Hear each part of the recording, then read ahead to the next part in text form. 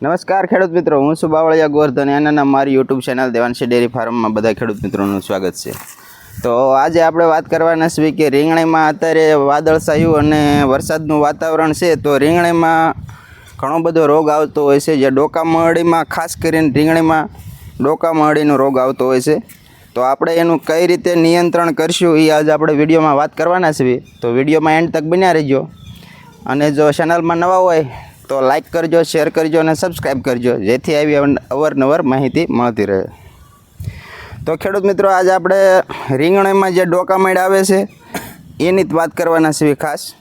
તો તમે અત્યારે તો આપણે જો પ્રથમ તો રીંગણીમાં આપણે ડોકા મળ્યામાં બહુ હતી, તમે જોઈ શકો છો.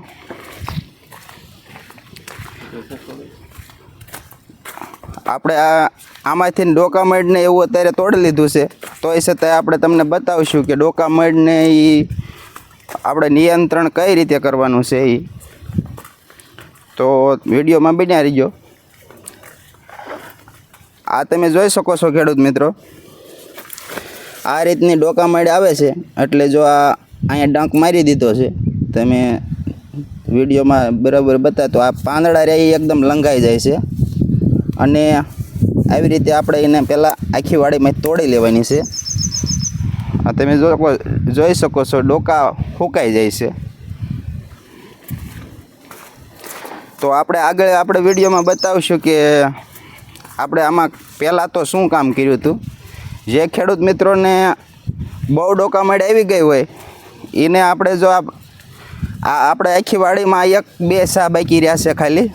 આ તમે હેઠેથી આપણે આ જે ગરઢા પાંદડા આવે એ તોડી લીધા છે આવી રીતે. અને આ જો ડોકા તમે જોઈ શકો છો, આ ડોકાને લીધે આ બધું ફૂગાઈ ગયું છે.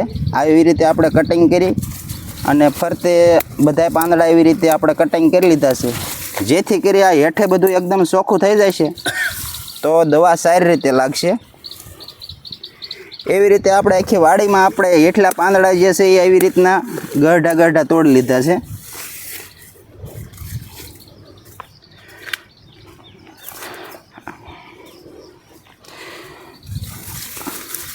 આ તમે ખેડૂત મિત્રો જોઈ શકો છો, આ ડોકા મરડાને લીધે જો આ બધા પાંદડા આ આવી સુકાઈ જાય, આમાં ડંક મારી જાય છે. આ તમે જોઈ શકો છો અહીંયા આવી રીતનું સુકાઈ જાય છે. એટલે આપણે આ બધું પહેલાં આખી વાડીમાંથી આવી રીતે જે રીંગણી હેઠે પાંદડા ગરઢા હોય એ બધા તોડી લેવાના છે, જેથી કરીને આપણે દવાનો છંટકાવ કરશું એ એકદમ સારી રીતે દવા બધે લાગશે.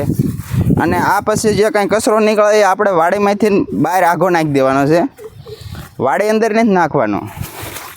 જો વાડી અંદર નાખશું તો આની અંદર જે ઈવળી છે એ આપણા રીંગણીના પાકમાં પાછો ફેલાય છે, એટલે રિઝલ્ટ નહીં સારું મળે. તો આ બધું આપણે જે કચરો તોડ્યો એ આ એકદમ લઈને બારો નાખી દેવાનો છે, જેથી કરીને આપણે વાડીમાં રોગ ન લાગે. આપણે આ 2 સા ખાલી તોડવાના બાકી રહ્યા છે. બાકી તમે આ બાજુ બધે જોઈ શકો છો, આપણે રીંગણીને તોડી અને એકદમ સારી કરી વાળે છે, જે આમાં તમને બીજે ક્યાંય તમને ડોકા મળે નહીં જોવા મળે. તો ચાલો ખેડૂત મિત્રો, આપણે કઈ દવા છાંટવી છે એ હું બતાવશું. તો ખેડૂત મિત્રો, આ તમે જોઈ શકો છો, આપણે દવામાં આપણે જે અત્યારે ઉપયોગ કરવી છે એ કાળો ઘોડો અને તાકાત દવા છે. જે આ તાકાત દવા રહી એ આપણે ઈવળુમાં કામ આપે છે. જે રીંગણીમાં બધા જે રીંગણું વાવતા હોય ખેડૂત મિત્રોને ખબર જ હોય કે ઈયળ આપણે આમાં ડોકા મરડી ભરપૂર આવે છે, એટલે આ ઈયળનું કામ આપે છે. અને આ આપણે જે સફેદ માખી આવે ભણ કરીને એમાં કામ આપે છે, જે કાળો ઘોડો તરીકે ઓળખાય છે. આમાં આપણે આ ઝોલો છે, એક કાળો ઘોડો બીજો પણ આવે છે, પણ આપણે આ ઝોલો કરીને કાળો ઘોડો લીધેલો છે. તો આ રીંગણીમાં સારું એવું કામ આપે છે.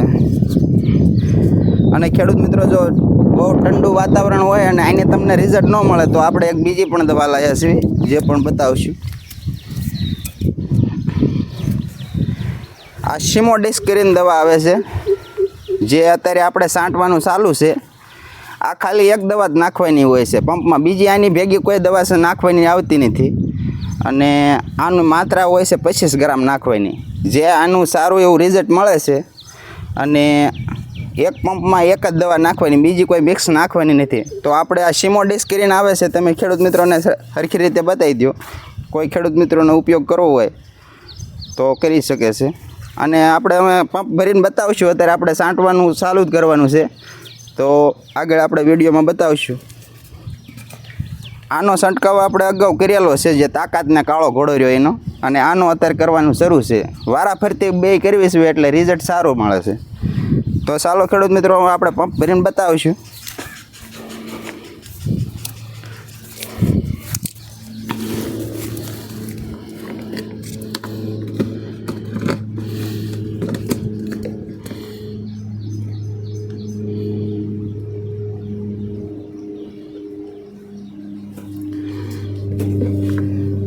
તો તમે ખેડૂત મિત્રો જોઈ શકો છો, આપણે આમાં 25 ml લઈ લીધી છે દવા.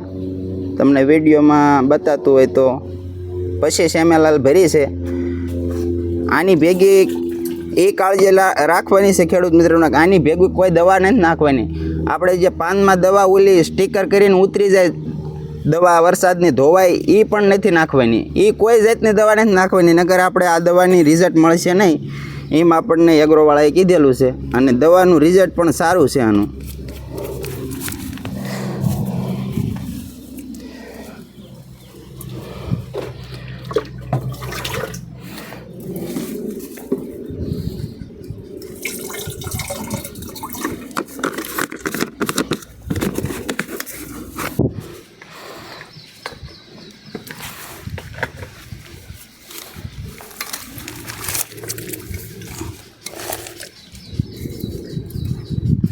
તો ચાલો ખેડૂત મિત્રો આપણે હવે દવા છાંટીને બતાવશું. દવા પણ બધી રીતે બધી કોઈ હરખી લાગી જાય એ રીતે આપણે છાંટવાની છે.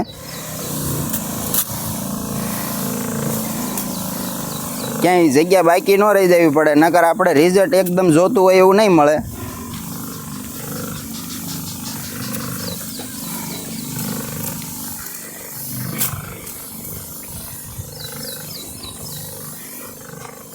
અને ખેડૂત મિત્રો આપણે આ રીંગણી આપણે જ વાડીમાં વાવેલી છે, કે નથી કોઈ આપણે બીજાની વાડીએ વિડીયો ઉતારવા ગયા, આપણે પોતે જ વાવેલી છે.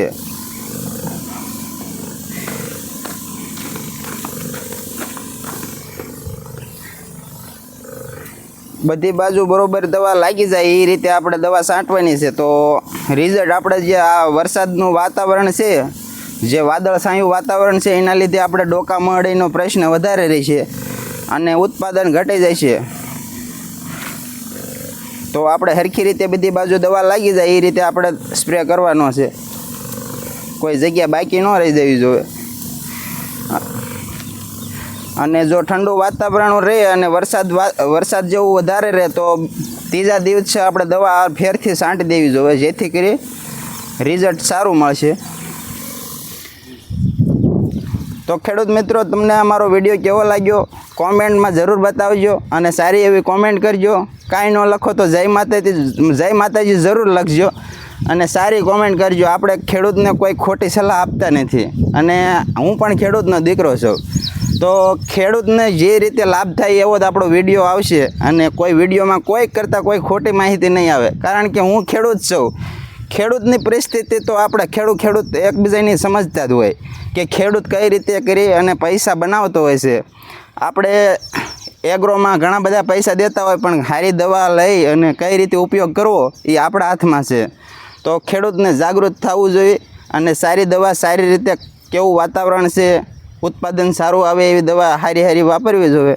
અને જો કાંઈ વિડીયોમાં ખામી લાગે તો કોમેન્ટ કરીને બતાવજો, અને જો વિડીયોમાં નવા હોય તો લાઇક કરજો, શેર કરજો અને સબસ્ક્રાઈબ કરજો. અને આવા વિડીયોમાં ફરી વખત નવા વિડીયોમાં મળશું, ત્યાં સુધી રજા લઈશું. જય જવાન જય કિસાન.